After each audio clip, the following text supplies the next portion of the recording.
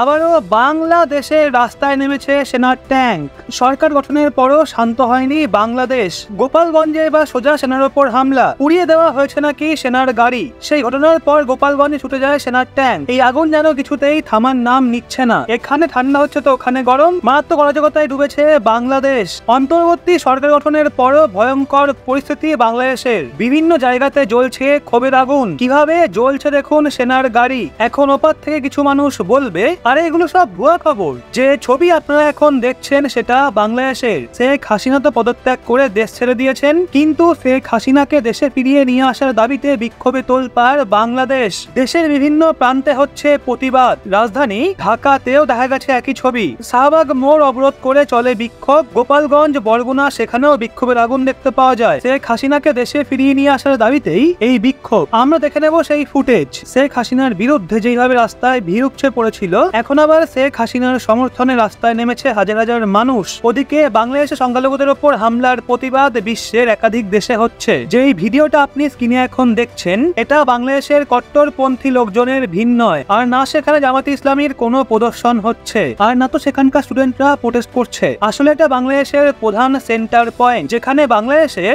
ভিন্ন ভিন্ন এলাকা থেকে হিন্দু কমিউনিটির লোক একত্রিত হয়েছে এবং প্রোটেস্ট করছে নিজেদের সেনাবাহিনীর বিরুদ্ধে, বাংলাদেশে তৈরি হওয়া নতুন সরকারের বিরুদ্ধে, এছাড়াও নিজেদের ইস্টাবলিশমেন্টের বিরুদ্ধে। তাদের দাবি তাদের ন্যায় বিচার দেওয়া হোক। গত এক সপ্তাহ ধরে যেই বর্বরতা আমাদের লোকজন সহ্য করেছে, তার জন্য আমাদের ন্যায় বিচার চাই। আর আমরা এখান থেকে ততক্ষণ সরব না যতক্ষণ না পর্যন্ত সেই সমস্ত লোকেদের গ্রেপ্তার করা হয় যেই সমস্ত লোকজনেই বর্বরতা করেছে। আর যে হিংসার প্রদর্শন এখনো হচ্ছে, যতক্ষণ না পর্যন্ত আপনারা এটাকে আটকাতে পারছেন, ততক্ষণ পর্যন্ত আমরা এখান থেকে সরব না। এছাড়াও বাংলাদেশের হিন্দুরা এটাও পরিষ্কার ঘোষণা করেছে যে যদি বাংলাদেশের কট্টরপন্থীরা মনে করে আমাদের মন্দির, ঘর এবং আমাদের লোকজনদের ওপর হামলা করলে আমরা ভয় পেয়ে যাব, এখান থেকে পালিয়ে যাব বা ভারতে চলে যাব, তবে বলে রাখি এমন কিছুই হবে না। বিভিন্ন ভিডিও সামনে উঠে এসছে যে যেখানে আন্দোলনকারী হিন্দু বলছে এটা আমাদের জন্মভূমি, অর্থাৎ মাতৃভূমি, আমরা বাংলাদেশ ছেড়ে কোথাও যাব না। আর বিশ্বাস করুন,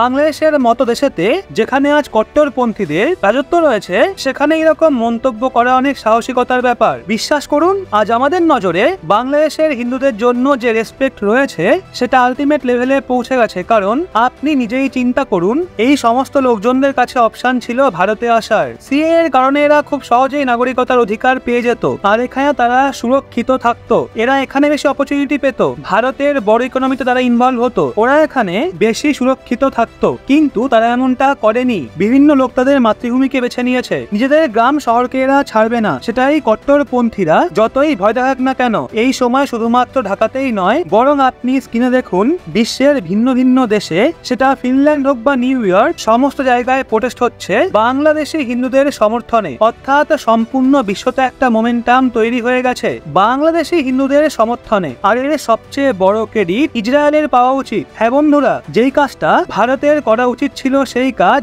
ইসরায়েল করে দেখিয়ে দিয়েছে। সমগ্র বিশ্বতে যত তাদের ইনফ্লুয়েন্স এলাকাগুলো রয়েছে, সেখানকার সরকারের ওপর প্রেসার ক্রিয়েট করেছে। এছাড়াও তারা বাংলাদেশি হিন্দুদের সমর্থনের জন্য বিভিন্ন মন্তব্য করেছে।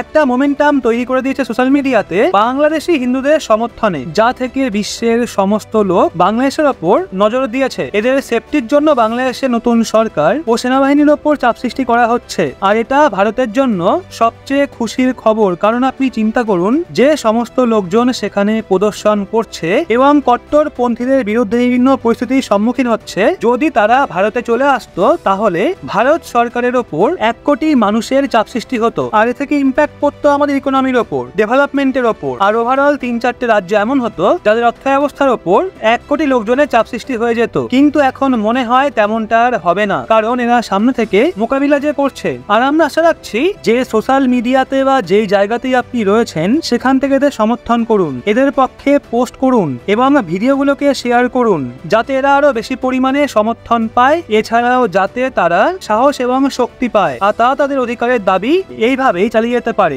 আমরা আশাবাদী এই লড়াইয়ে জয় তাদেরই হবে। এদিকে একটা কল রেকর্ড আমরা শুনবো, যা আরজি করের কেসে নতুন মোড় এনে দিয়েছে। আঙুল উঠছে অ্যাডমিনের দিকে। ভিকটিম হতে পারে বড় কোনো মাথা, ধরা হয়েছে নাকি ভুল মানুষকে। তো কি এমন বলা হয়েছে সেই কল রেকর্ডে শুনবেন? কমেন্টে পিন করা লিঙ্ক থেকে চলে আসুন আমাদের হোয়াটসঅ্যাপে, সেখানে দেওয়া রইল ভিডিওটা, তাড়াতাড়ি দেখে আসুন আর সেখানেও যুক্ত হয়ে যান এরকম এক্সক্লুসিভ সব ভিডিও পাওয়ার জন্য এবং এই বিষয়ে আপনার ব্যক্তিগত মতামত কমেন্ট করে জানান।